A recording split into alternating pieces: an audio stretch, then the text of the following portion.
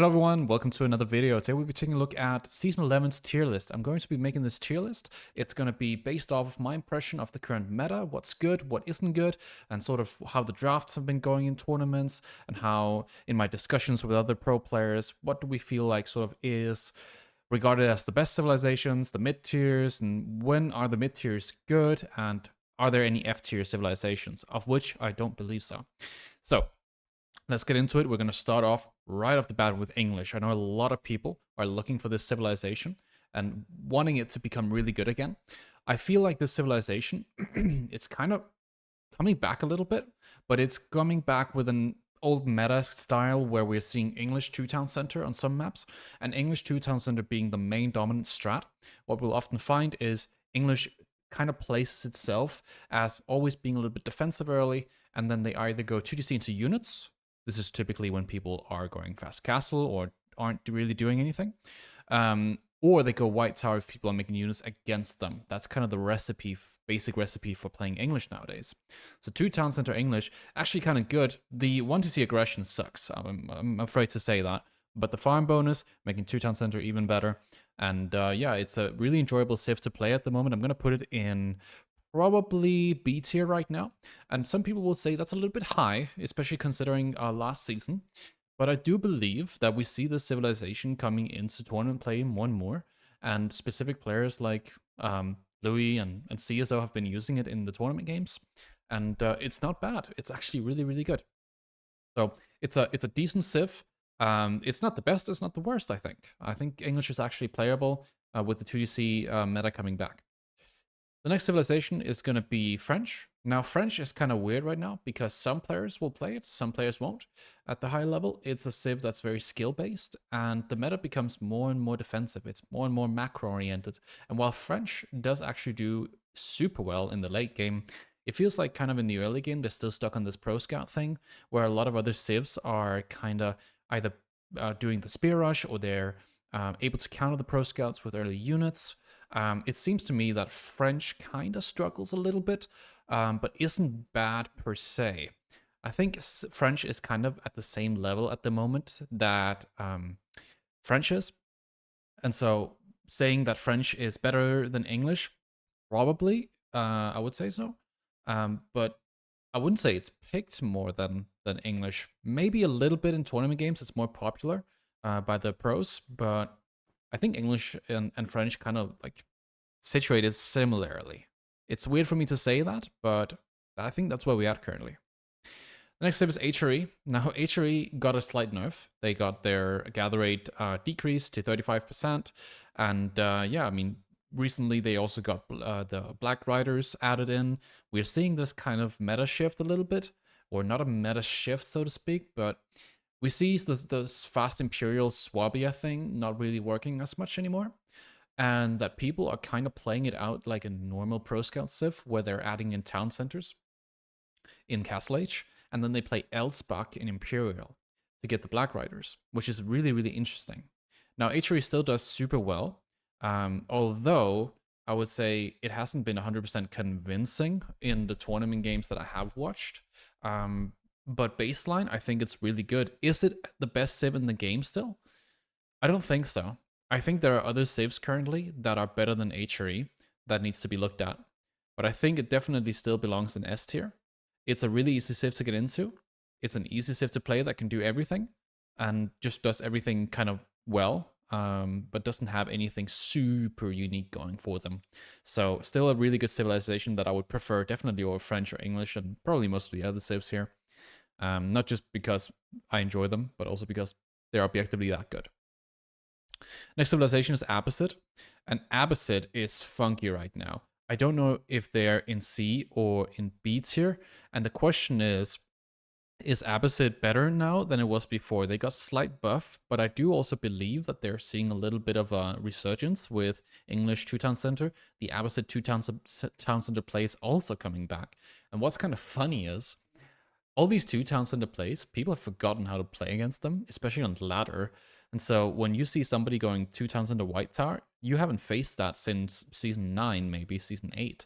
And it's just so funny because like, what do you do against English two town center? What do you do against Abbasid two town center? Do you boom with them? Do you try to punish? Do you go castle age? Most people don't know these things, and yeah, I think Abbasid is not as bad as it probably was, because Pro Scouts has been nerfed a few months ago. Now the spear rushing is also not as good, because you can't push deer as much. And so you're at a lower risk in general of losing your deers, making Abbasid slightly better. So I do not believe that they're like a D tier. Maybe they're a C tier Civ right now. Really good on maps like Lipany, and I would say also Carmel, because there's a lot of berries there. If they have a lot of berries and they can delay their farm transition, the Civ actually is super strong and can actually beat some of the very best civilizations. But if it doesn't have that and it's forced to make farms early, it's a bigger struggle for sure. The next civilization is going to be Mongols. So Mongols got a pretty big nerf. Overall, the Kaghanate Fast Imperial build got nerfed, but a lot of other things about Mongols didn't. They can still do their Mengidai and have their Khan hunters constantly pop falcons on enemy woodlines, so that's still really good. And the Kaghanate nerf wasn't as big as people probably expected. This Civ doesn't really do pro scouting or spear pushing as much. It can still spear rush. So a lot of things are just the same. It's relatively unchanged in the new patch. But overall, I think Mongols are in a pretty good spot. I think they deserve to be A tier civilization. When we talk about water and stuff, this is an S tier civilization. If you're on a hybrid map, not a full water map like Archipelago or Warring Islands, when we talk about hybrid maps, let's say Forlix, let's say Scandinavia, like we see in the tournament, Dry River, this Civ, I would say, is better than HRE. It's that good. That's where Mongol absolutely slaps. But because it doesn't do as well on land maps compared to other civilization, I think it should be an A tier. So there's that nuance there that's worth remembering. The same nuance really with English as well. If you talk about full water, English can be extremely good for that long feudal that I showed in the recent map guide with Archipelago, where I showed this long feudal style where you can just abuse that one ranged increase that you get. That's really strong. And I think that's where English would also definitely go up to become an A tier water civilization. Talking about good water civilizations, let's talk about China. So China, I think, honestly, is it better than HRE? I think the very best Chinese players, I'm talking about Annatant, I'm talking about Louis MT, I'm talking about Marine Lord, I'm talking about Poppy Paw, right? These players are able to do things with China where you can be HRE and you can have your baseline bonuses going for you, but you will be outpaced by China because they get so much ridiculous tax gold income. It's kind of like playing Rus when you play China. These early aggression builds where you don't go pro scouts immediately, you get that delayed pro scouts going, are incredibly powerful. These builds that just go for fast castle and delay pro scouts to castle age are also very, very good. China is in a seriously strong position right now, and I think a lot of other civs will be surprised at how they. I think a lot of other players that play some of the other good civs are surprised at how fast China can actually play in general. They have some of the fastest timings in the game with officials supervising buildings. It's the same thing with Zhu Xi, really. They have faster build speed, right? They have rebate from every technology and unit they produce. They get gold back. Every drop off gives them gold back. It's such a funky economy that if you get it right, it is just that good. I think it deserves to share a spot up here with HRE and other S tier civs. Definitely really good. All right, so the next civ, I think a lot of people are expecting to perform similarly. It didn't get the nerfs that it should be getting. I would say it actually got buffed slightly, because deer pushing is gone. Pro Scouts is better. So which civ to benefit more from that than a civ that goes pro scout in all games, right? I think this civ, Rus, is better than Chinese and HRE. That's weird for me to say, but Rus is still good. It's so obnoxious that you can play a 40-minute game and they haven't even, gone through their second gold. Sometimes their first gold. This civ doesn't use gold. It just gets it passively, kind of like China. And that's why like these two civs here, I think just deserve to be that good. I'm not going to put H3 down in A tier, but these two civs here, because they don't consume gold, they can just play forever. Their late game is incredible because of it. So yeah, I mean, what has Roos got going for? It's the same as last season. I feel it's still horse archer meta. I think a lot of people are overlooking playing knights and die with horse archers because of it. I myself lost in a tournament game recently against Annotant by going horse archers when I should have been playing knight's crossbow instead. So when you lose with Roos, it's usually a knowledge check, at least in my experience and from the coaching I've done. It's usually a knowledge check. It's not so much a civilization loss, right? The next civ we're going to talk about is going to be Delhi. So Delhi, I think, is quite good right now. It's not a top picked civ. It's definitely above French and English. I don't think it's an A-tier civ anymore. I think it's good. It's still a really good civ for best of fives or best of sevens. Currently, it's seeing a little bit of people are trying out Tower Victory again and trying to make that work. And it's solving some of those matchups like Ottomans that are super, super difficult for the civ. And that is kind of the main issue for Delhi is there's so many bad matchups, right? You've got bad matchups like China, Zhu Xi, I would say Rus, I would say Achery, JD. You've got tough matchups like French, where you really just gotta be a micro god. You gotta have Lucifron micro sometimes to beat these civilizations.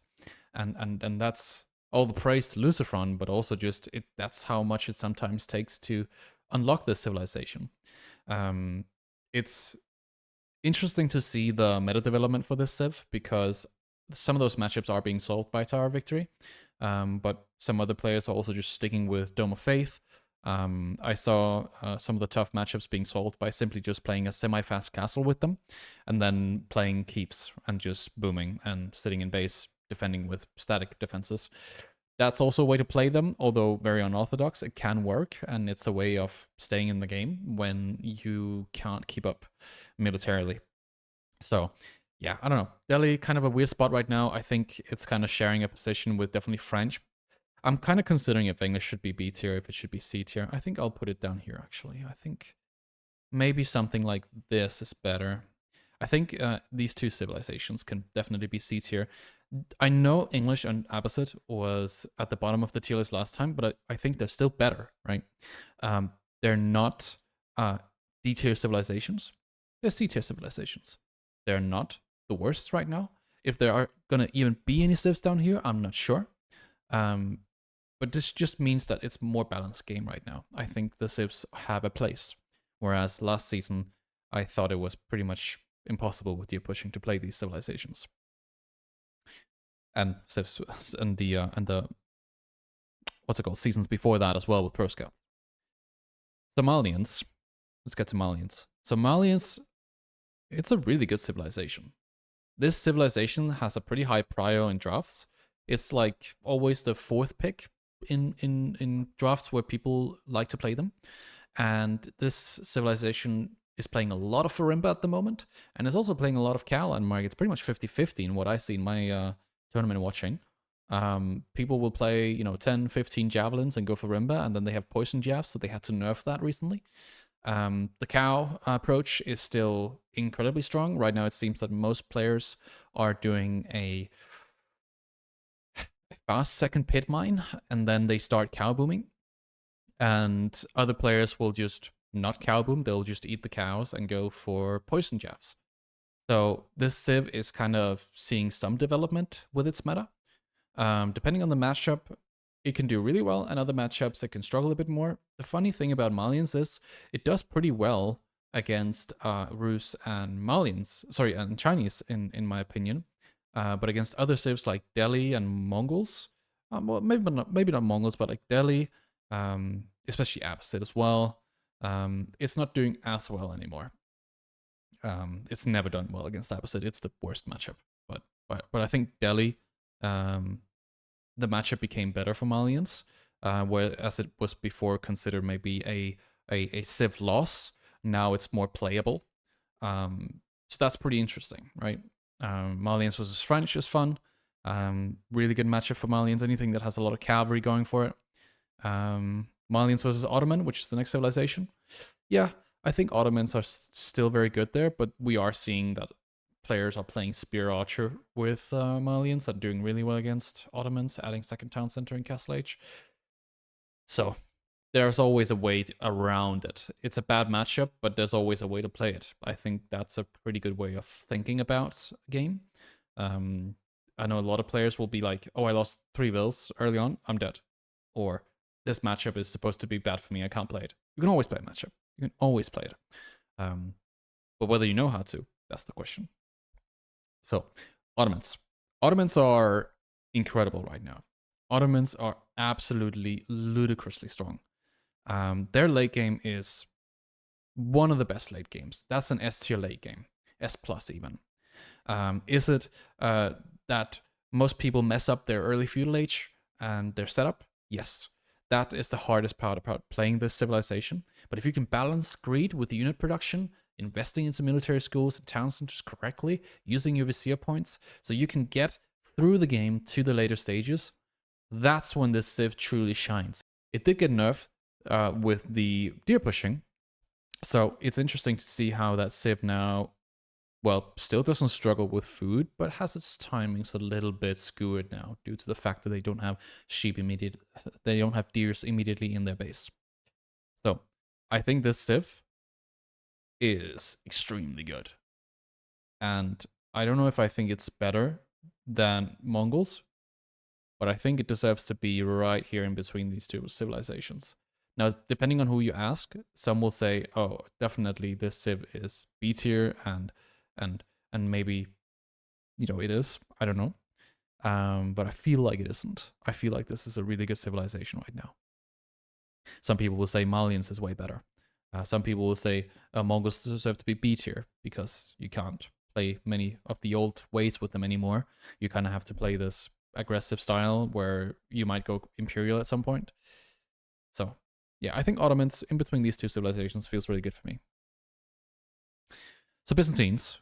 Byzantines is a civ that's also being played a lot around with at the moment. People are doing 3 or 4 villages on stone early now, whereas before it was 1 or 2 villages.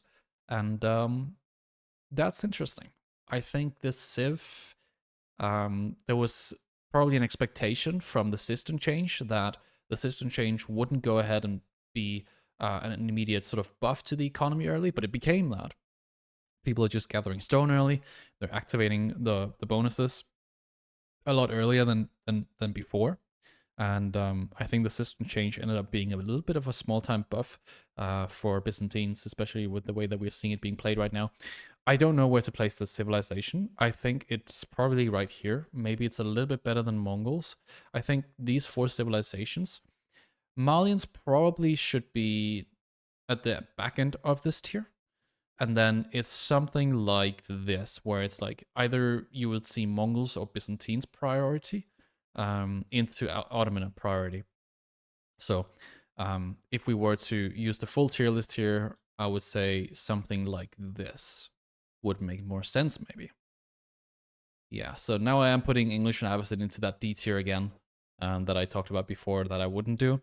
I'm just going to rephrase. I don't think these civs got worse. I don't think they're at the same spot that they were in before. I think they're still great. So yeah, I think they got better. Japan. Maybe I should talk a little bit more about Byzantines. So Byzantines, Hippodrome was kind of interesting because they started experimenting with the stone opener into Hippodrome and using that ability, but it's kind of hard to use that ability effectively. And it's always kind of a troublesome situation when you want to make farms and you don't have Vinery. So Vinery seems to still be the best way to play it. The Civ can be extremely obnoxious when you try to play aggression against it, and it just goes Castle Age, gets a tower, has a tower on its gold, a couple Limited A, some longbows, and then starts banging Varangian. Beastie did that versus me in the early stages of EGC, and that was a little bit of an eye-opener for me, what this civilization is sort of turning back into, because that was the way that we used to play them back when Cataphracts weren't very good and the Civ had just got released. So kind of funny that the Civ is going full circle now.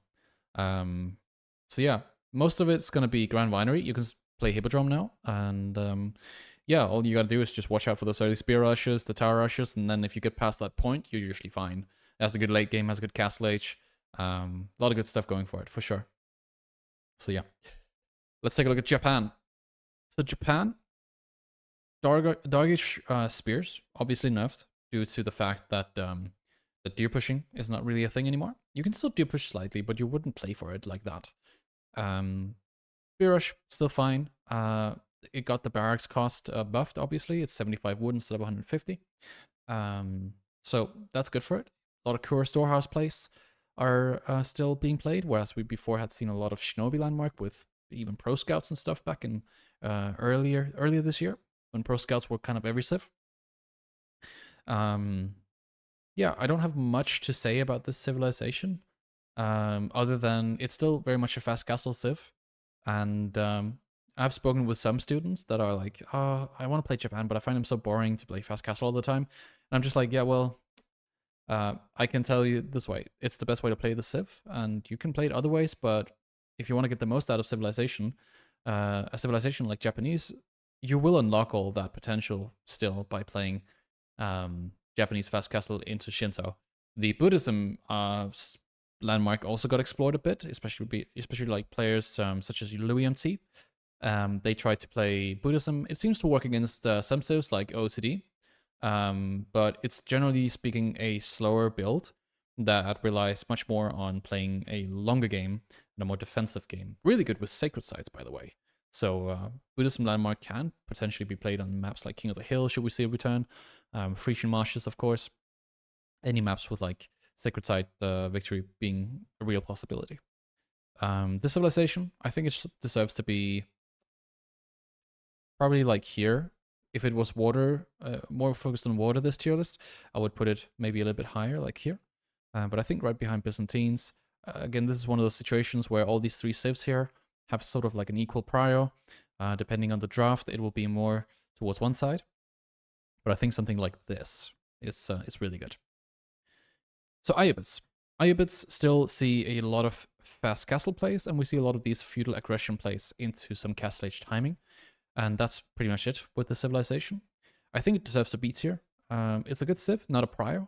It has some incredible timing still, and the late game is really strong.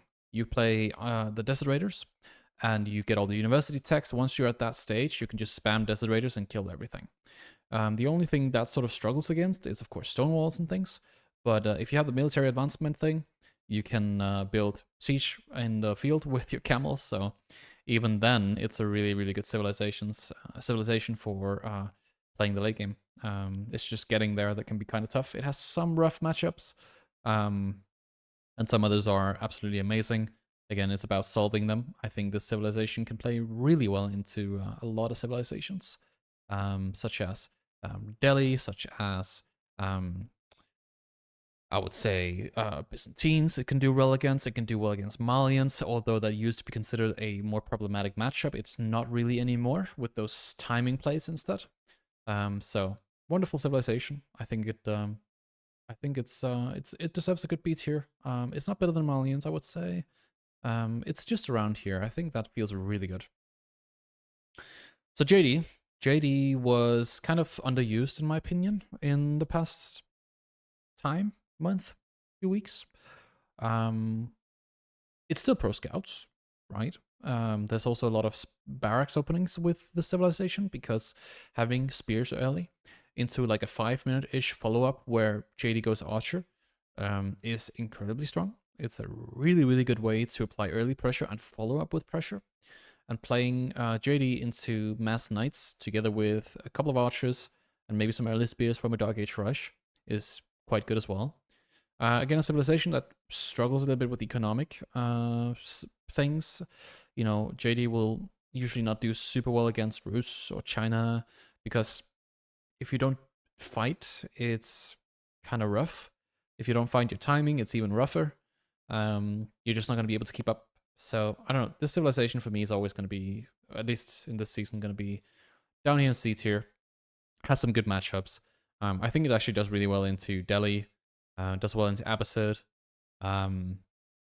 Yeah, but struggles more against Ayyubid and Malians, of course. But can still be played. It has kind of funny, actually, looking at JD versus Byzantines. That's where the Jean's champions really come out to shine. We saw that in EGC Classic. More of the pro players were doing mana arm spam in Castle Age once she got to level 3. That was really, really cool. So I did like that in terms of meta development. OTD. So OTD is a fan favorite for many. It's a civ that, if you look at ladder, is very much sitting at the top. It's easy to play. It's strong. People don't know how to deal with the mana arms. Hint, mega units. Beyond that, real talk, I think this civilization struggles a lot and is a C-tier civilization. It's just not as fast-paced as many others. 2DC Burgrave seems to really be strong as well. So maybe it should be down here with English and Abbasid. But yeah, I don't see how this civ competes in pro scout situations, how it competes in fast castle situations. Having to make prelates from the Regnants instead of just having them immediately just makes it so much worse than H3. And yeah, while their units can be really, really good, the only time when this civ was absolutely broken was when the crossbows were literally broken and had an insane firing rate. That's when the civ was definitely like A tier, maybe even like S tier, but I don't think so anymore. I think this civ is probably like a good top up D tier civilization at the moment. Next up, we've got Zhu Xi's Legacy. So Zhu Xi's Legacy is interesting because I think I placed this civilization in S tier last time. Did it get worse? I don't think so. I think it's kind of at the same place where it was before.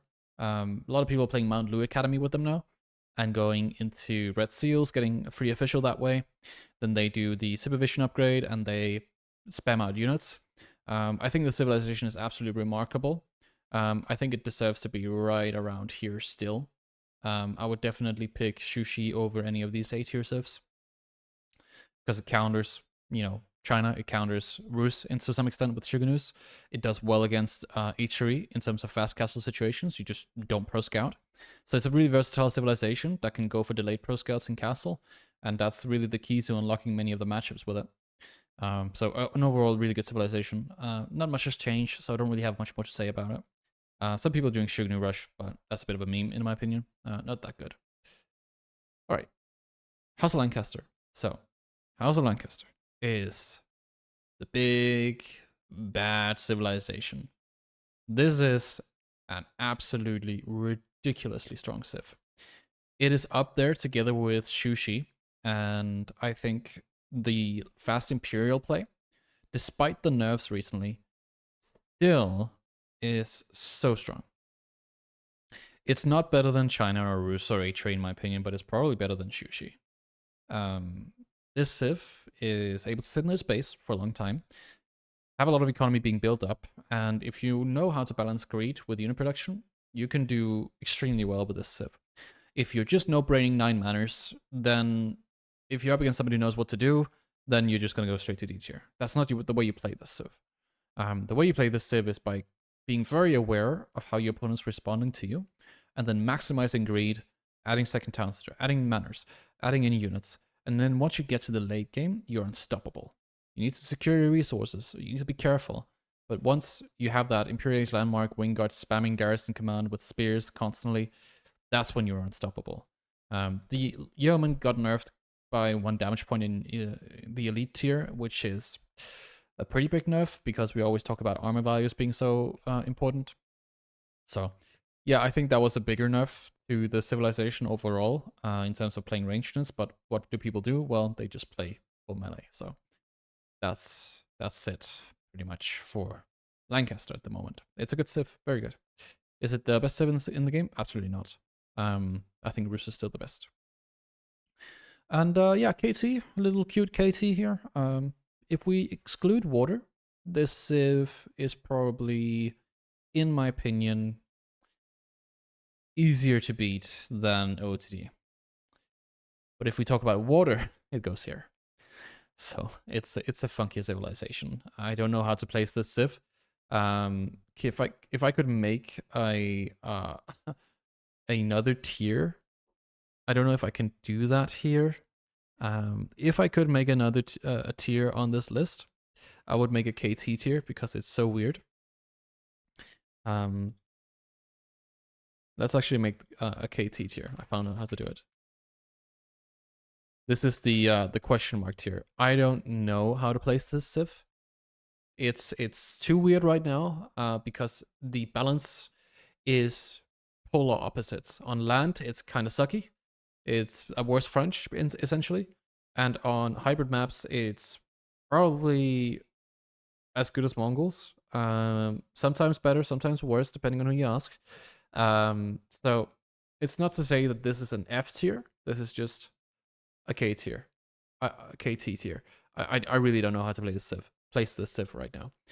People are playing 2 towns in it with it. That sucks. People are playing aggression with it. Doesn't really work. People playing water with it. Fantastic. That's when it shines. But besides that, probably not. So yeah. So previous tier was HOE first, then China, Rus, and Zhu Xi. So not much has changed. And House of Lancaster back then I put in B tier, so that definitely got a high buff. Sorry, definitely got changed a bit there. My view on that civ is radically different, but the same with KT. I think it's also so much weirder now. Delhi I put really highly last time, and put it a much lower. Japan, Mongols, Biz are pretty much unchanged. French is lower now. Malians is a bit lower now, although still very good civilization. JD is lower. Ottomans is higher, and Ayyubids is the same, it seems. Yeah, KT lower, or weird, I should say, and OOTD lower. And then we basically just had 2 tiers for Abbasid in English, which is kind of a meme.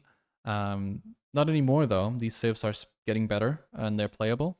Whereas maybe last season, not so much. So yeah, I think deer pushing saved those 2 civilizations.